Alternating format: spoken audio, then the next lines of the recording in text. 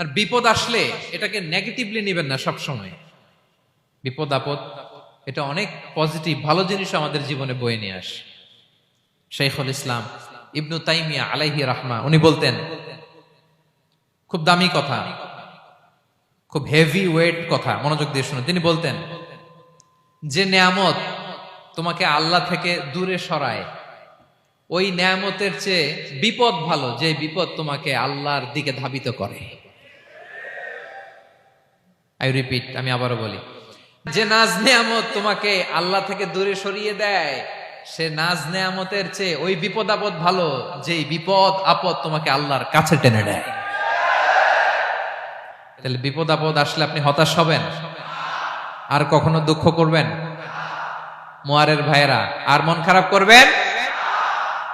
আপনি খেয়াল করে দেখেন, বিপদ আসলে আমরা আল্লাহরে ডাকি বেশি। যখন অসুস্থ আপনি খেয়াল করেন তো, আল্লাহ আল্লাহ তুমি ছাড়া বাঁচানোর কেউ নাই, আল্লাহ তুমি হেফাজত করো, আল্লাহ তুমি সুস্থ করে দাও। যখন লাইফ থ্রেট, আপনি গুম হয়ে যেতে পারেন, আপনার কারাবন্দী করতে পারে, এরকম একটা বিপদের মধ্যে আছেন, তখন খেয়াল করেন তো আল্লাহর সাথে আপনার কানেক্টিভিটি, রিলেশনশিপটা কতটা ডেভেলপ হয়। কারণ বিপদে পড়লে আমরা আল্লাহরে ডাকি বেশি। তাহলে বিপদ আপদেরও কিছু পজিটিভ সাইড বা দিক আমাদের জীবনে আছে না নাই?